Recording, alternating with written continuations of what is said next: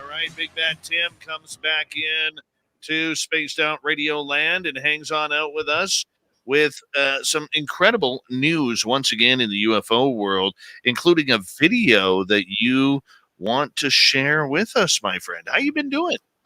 Oh, I've been doing real well, Dave. How about yourself? I am fantastic, my man. Fantastic. You know, I had a busy day filming with a television crew here in town, looking into some local ghosts and legends. And then I had to rush back after getting interviewed at my the museum that I did my tour on, and then rush back into the studio and get everything kind of put together. And I'll tell you, I have had a busy day running around with lots of woo, my friend. Lots of woo. Sounds fun. So you're talking about an investigation you're doing. That's great. Well, not me. I'm kind of the backbones guy because it's at the museum where this was going on. I was used to do tours there, paranormal tours, you know? And so that's where they want my information. I'm already getting text messages. I must have impressed somehow, somewhere, because I'm already getting text messages from them saying, "Hey, get your ass back down here. Nothing bad's happening. We just want to hang out with you a little bit more, and you to tell some stories." So that's what I'm going to do. All right. They need your juju down there. Absolutely. Absolutely. You have some cool stuff for us here tonight. I do. Where do you want to start? Oh, I was going to kick things off with the 3 mysterious flying objects that have been seen in this new military UAP video. It could just be birds, some people say, but I think that maybe there's something to it. And so this is concerning a new video that was released through the debrief recently concerning the U.S. Army Apache attack helicopter video. And I'm not sure, have you had a chance to see it yourself, Dave? I have seen that video, and I don't believe it's birds, man. You know, look, sure. I'm just gonna put it out there, Tim. A lot of these videos are tough to take. They really are. But I am still of the essence and the belief that somebody flying a $50 million helicopter or a $60 million or $100 million jet fighter sure as hell can tell the difference between birds and something anomalous in the sky. And I am so sick of hearing this argument. Look, I'm not saying we shouldn't question the videos, Tim, any of them. We should ask questions. We need to ask questions.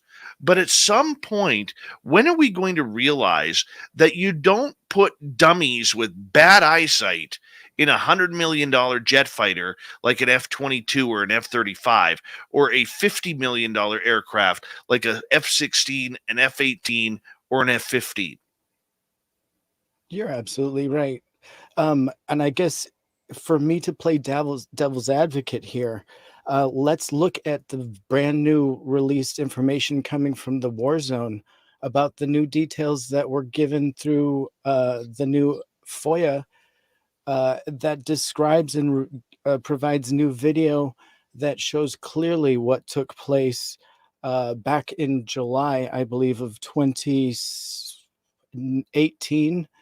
Not with the Omaha. I'm sorry, I'm going to have to look back at my notes, but this new video that came out confirmed that the drones that we thought we were filming, again, and maybe this was partly on the Omaha, this new videos that being released are confirming, in fact, that these were, in fact, coming from a ship that was a container ship coming from Hong Kong. And so what we're seeing now is more details coming out confirming that some of these things are actually mundane. What that tells me is that some of the stuff that we're being given is in fact mundane. And so we can't just assume that something that's being released is automatically UAP. We still need to consider exactly what we're looking at before we jump to UFO or UAP. No, and I agree with that. And I know that kind of contradicts my last statement. But I mean, at some point,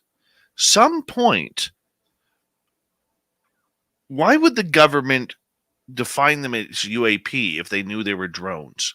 Right. And so they're calling them UAS or UAS.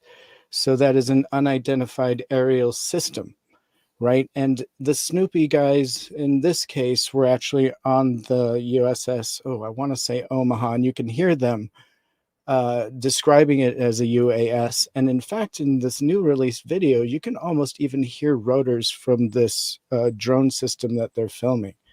So information is really quite important to have.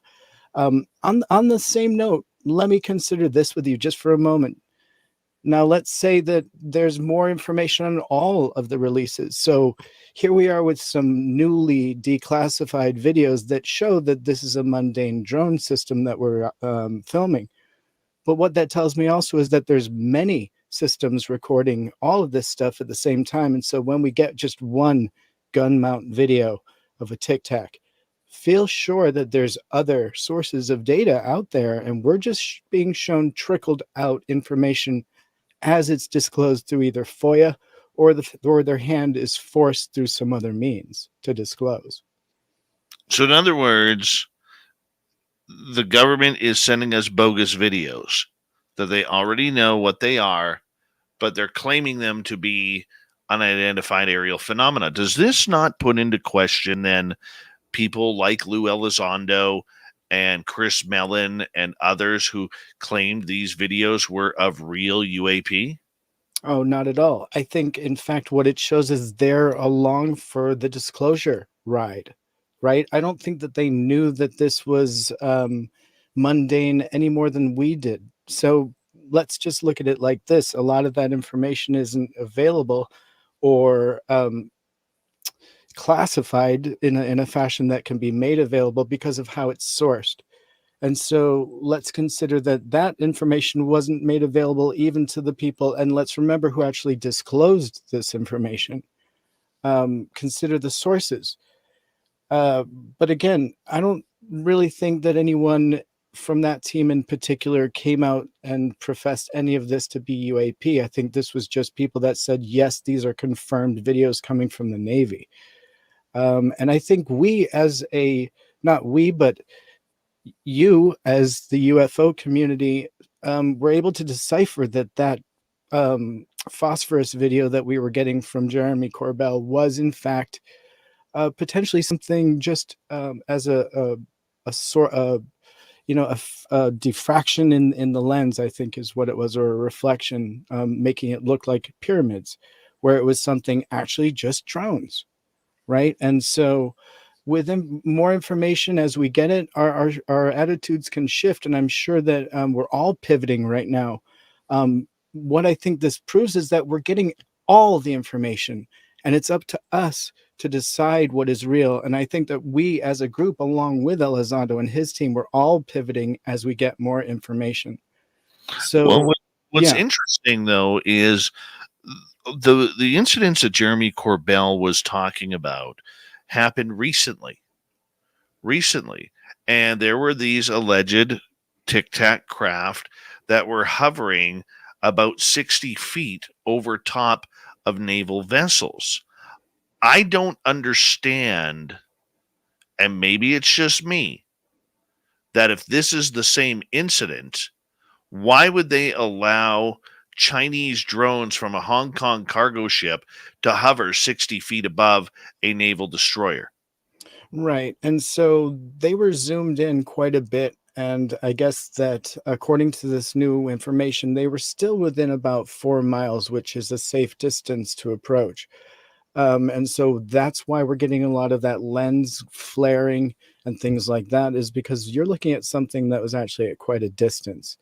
So, you know, was this vessel really infringing? No, perhaps they were seeking out to find out who was on the waters they were sharing, because obviously piracy is an issue. And so, you know, that's as much information gathering for them on the high seas as it would be for our naval vessel to find out who they were.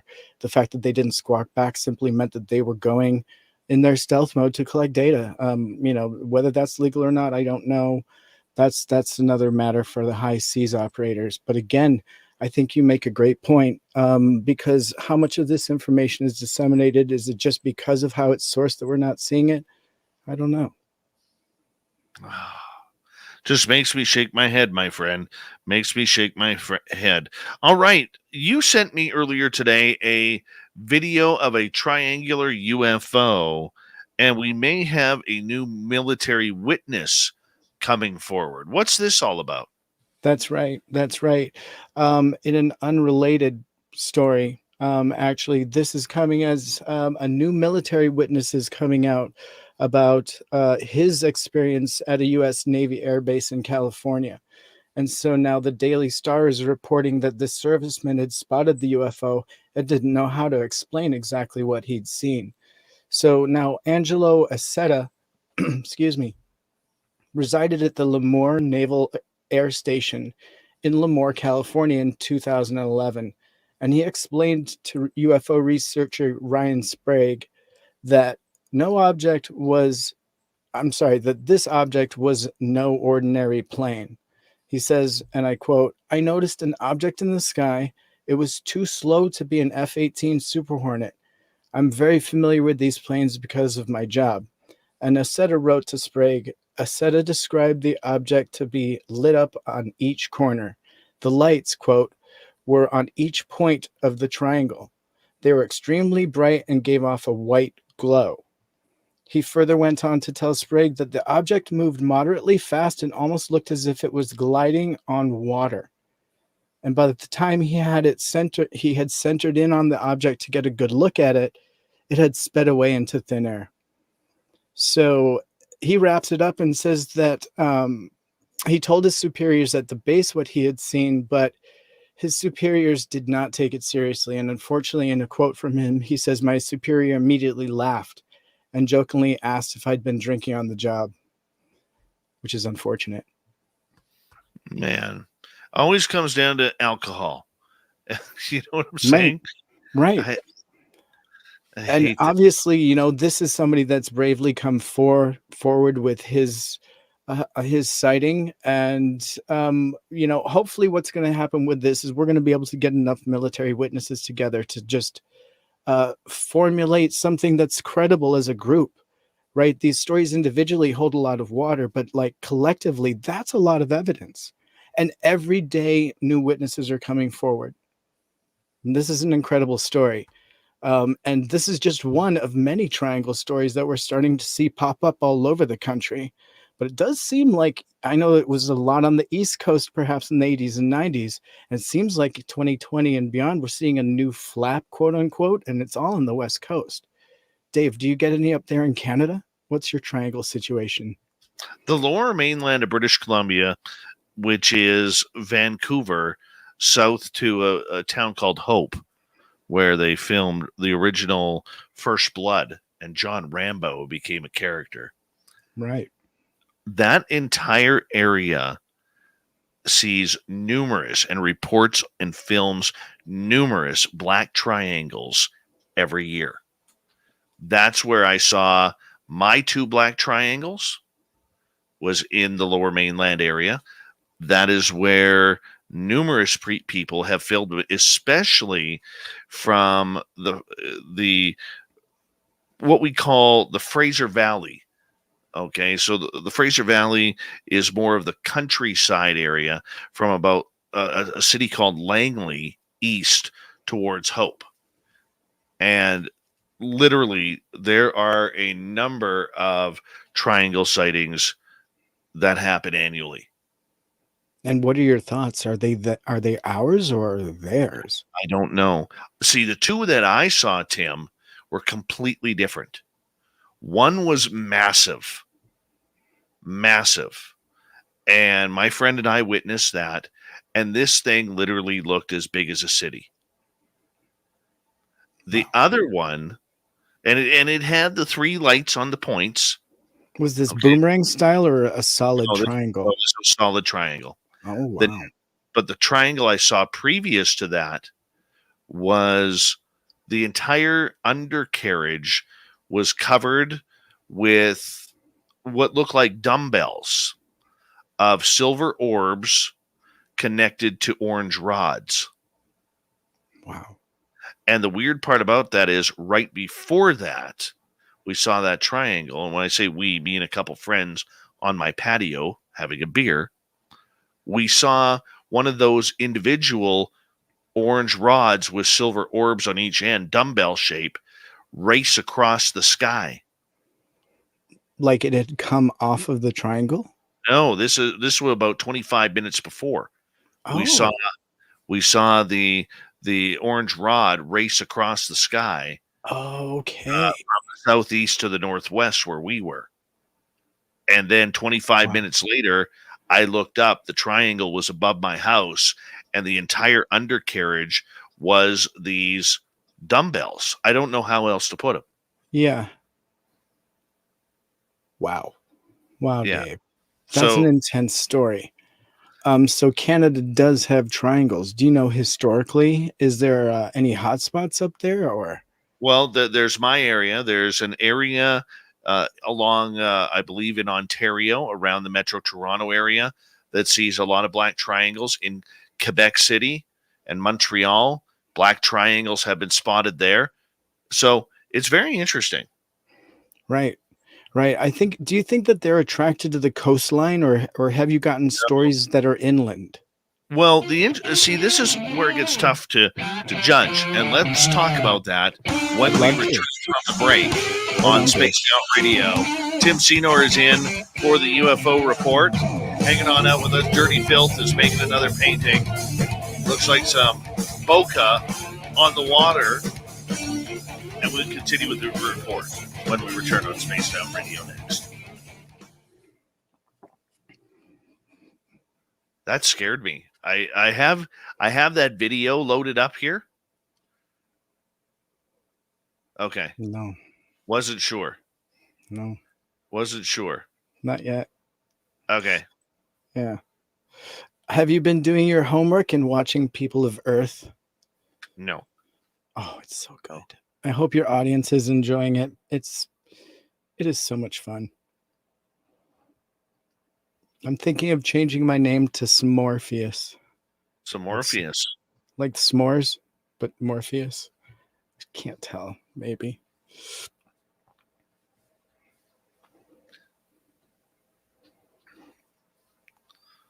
Hudson's on a break, Jeremy.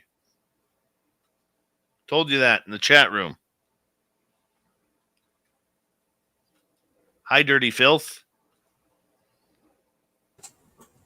Hello, Dave. You're looking mighty filthy tonight. I'm just going with this last little bit of cartoon I had here. I'm just going to do the abstract type thing, I guess, before we watch Law and Order, maybe.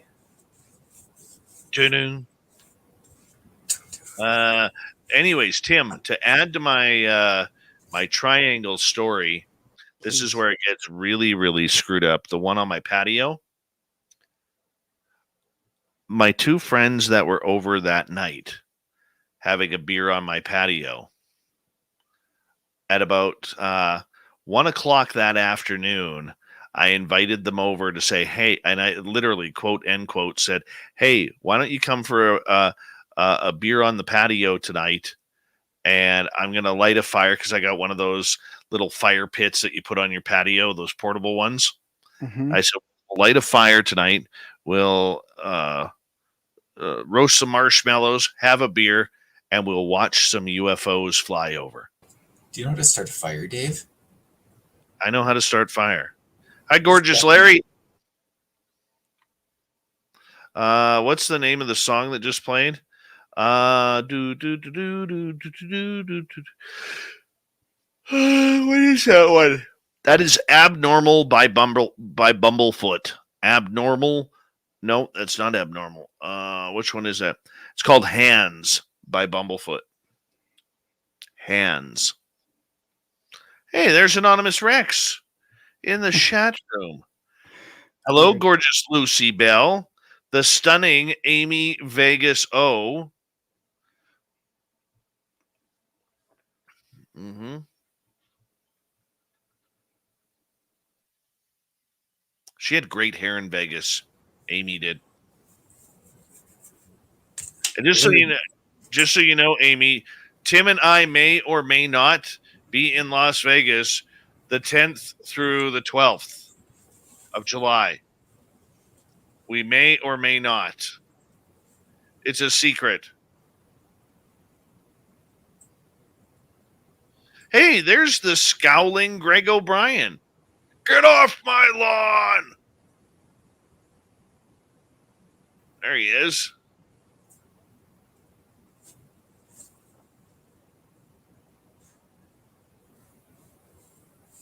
Just saying, Amy Vegas. Oh,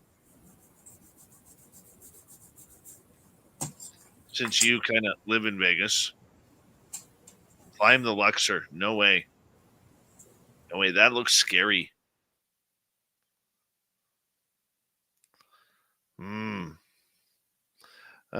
We have about. Oh, they're texting me again. Hold on.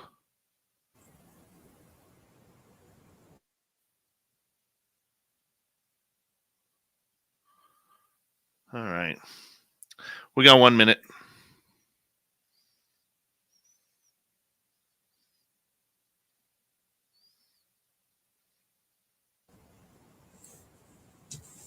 Okay, Dirk. No cartoons left here, Dave. I'm out. What's that?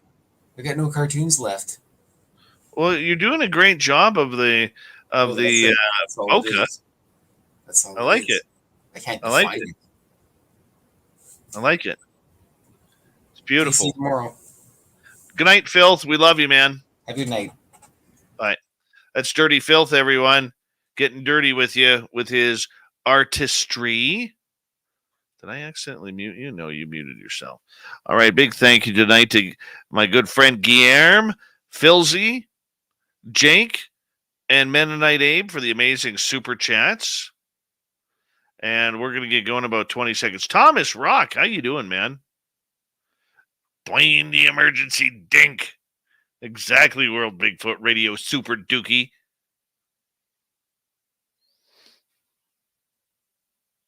I like it. I like it a lot. Here we go, everyone.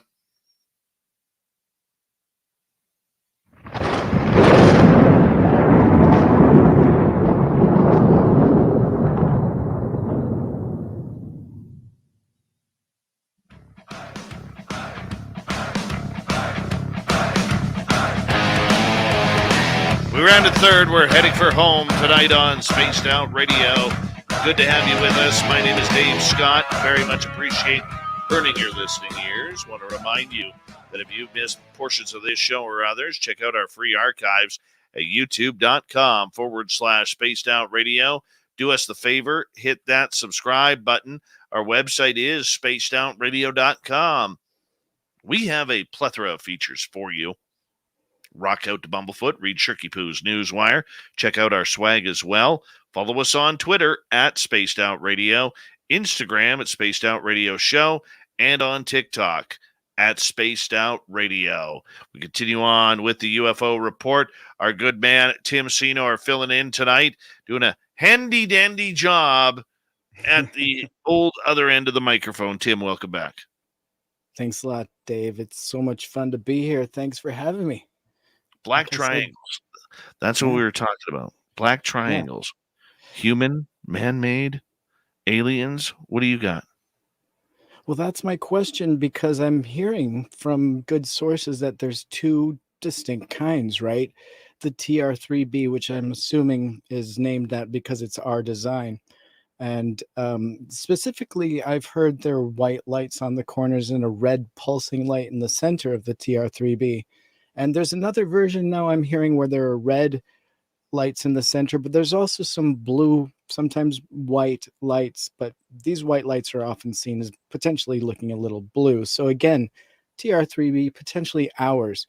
And now there's this other version where a lot of people are seeing a white orb or a golden orb, and it changes into, let's say, three perfect dots with a white center in the middle of white light. All white lights or gold lights.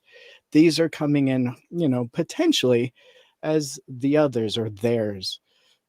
It's one of those things. If you're seeing something change from an orb into a triangle, or a triangle into an orb, that sounds like somebody else's technology.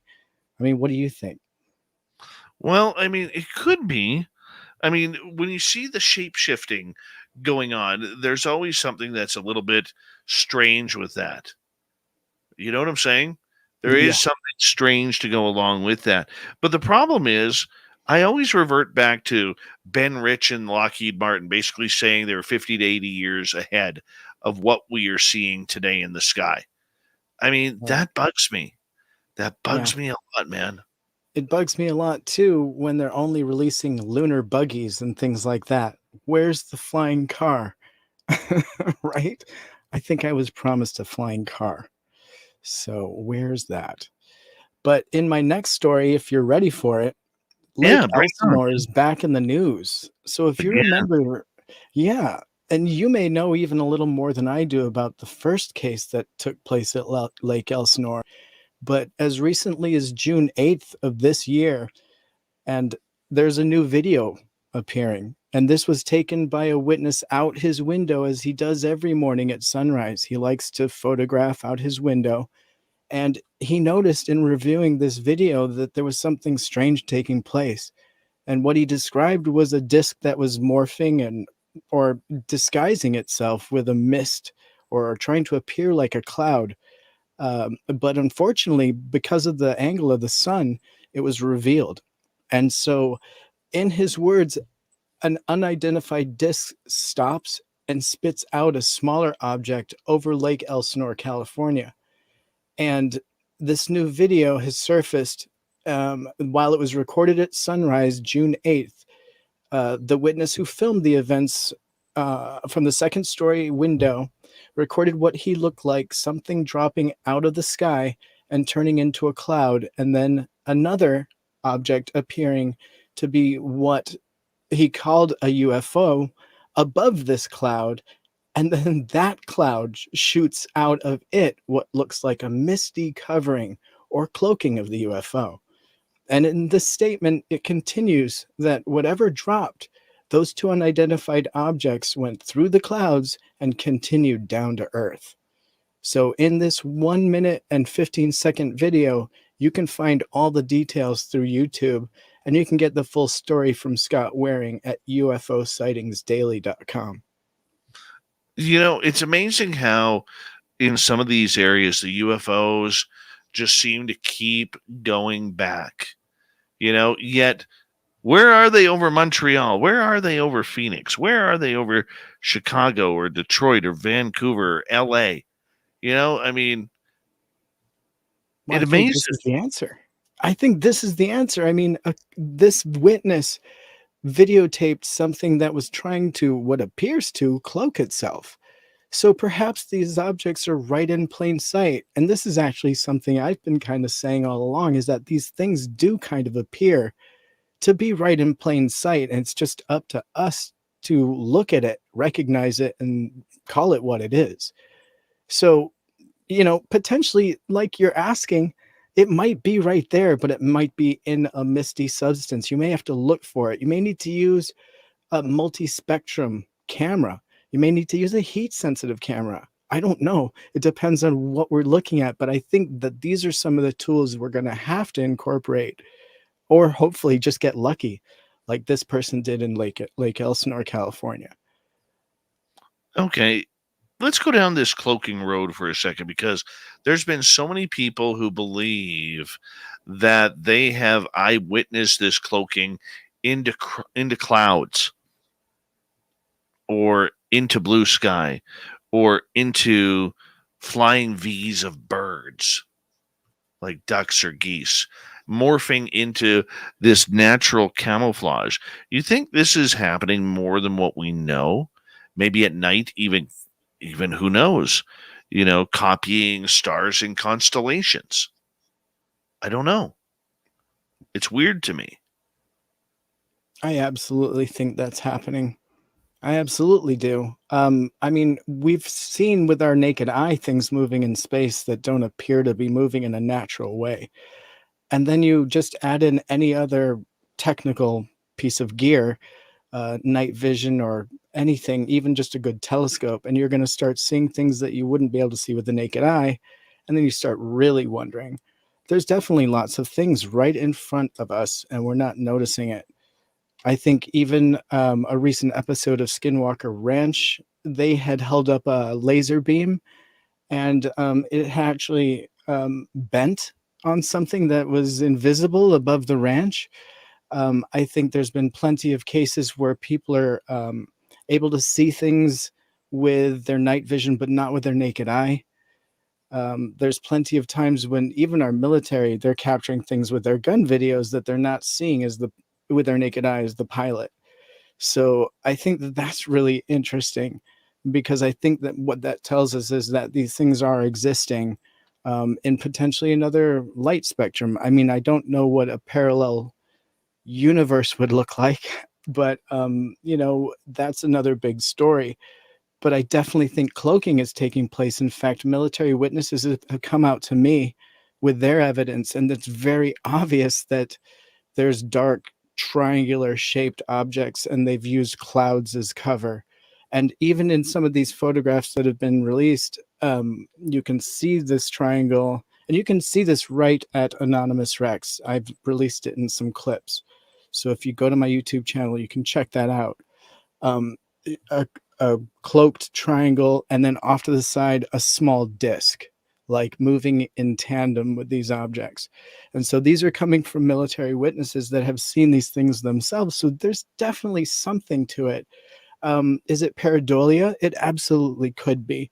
But at the same rate, seeing it over and over, and you got to consider the sources that are reporting it over and over. At some point, you kind of have to scratch your head and wonder, maybe these systems are using cloaking. I definitely consider it.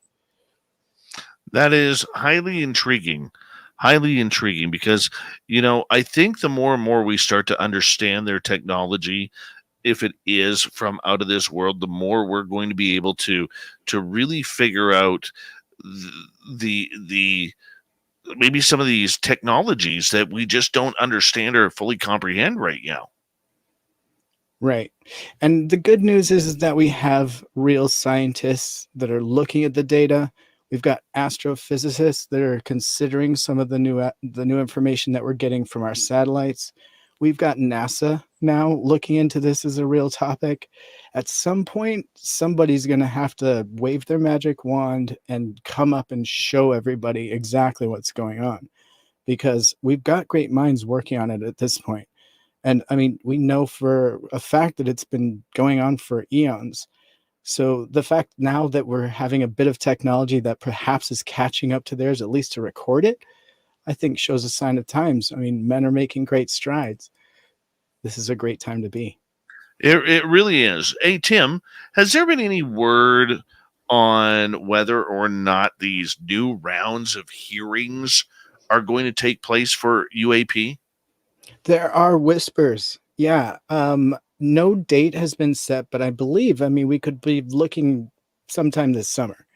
I feel pretty sure about that, at least. I've heard as much as a few weeks. I've heard a few months. So at least this summer, and that's great, because that's a pretty quick follow-up for some of the questions that were being asked, and some big questions.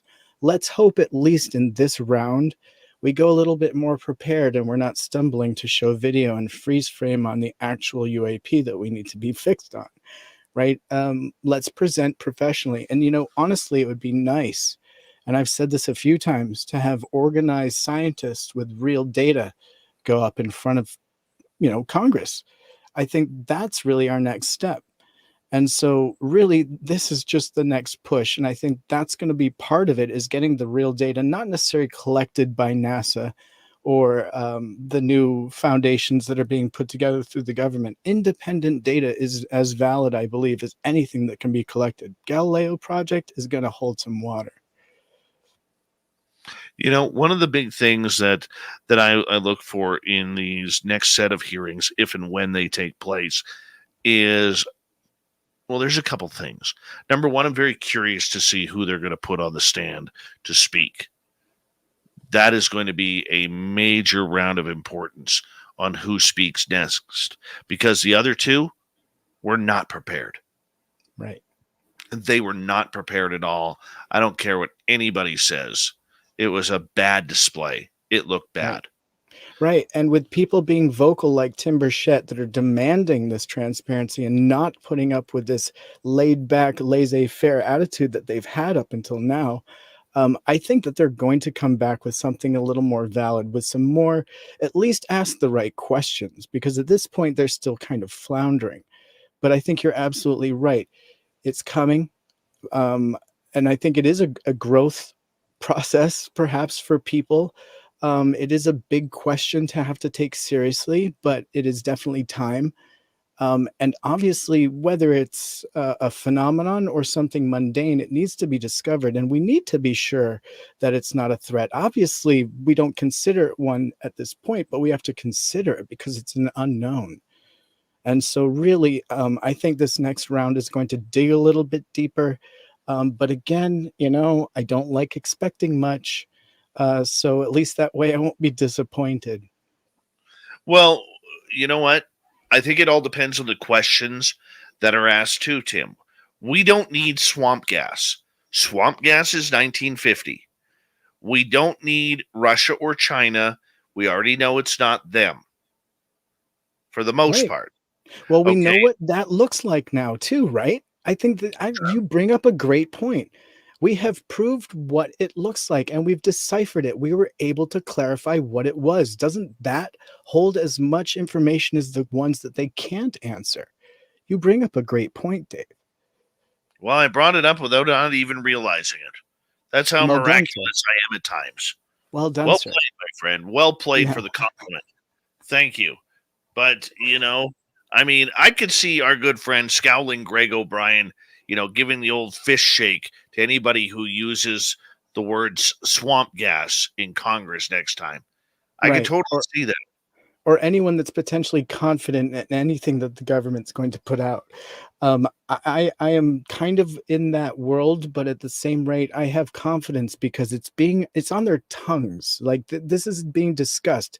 It's a really new time for us. This was never taken seriously 5 years ago. Come on. This topic is incredible that they're even taking it seriously, spending time and money. It's on CNN. It's on national news. Other countries are doing and following step, obviously, because and we're seeing Russia following step in this topic because it needs to be addressed. And the fact is our technology is now just discovering it, right? Because our cameras are good enough to capture it, and we're like, oh man, this is right in front of our eyes. We need to know what this is.